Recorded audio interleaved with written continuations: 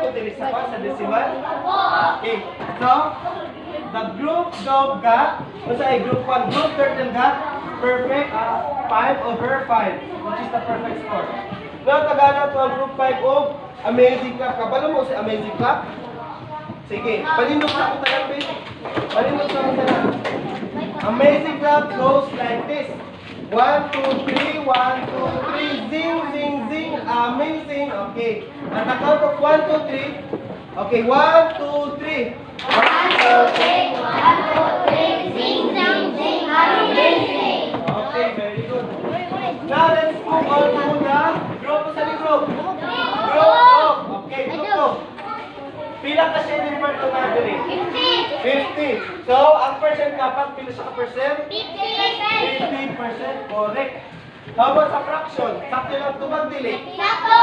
Ayaw mo sakto lang kay 50 over 100. Very good. How about sa ratio? Sakto dili? Sakto! 50 is to? Very good. Dili sa decimal, sakto dili? 0.50 lang answer. Sakto! Sakto. Okay, very good.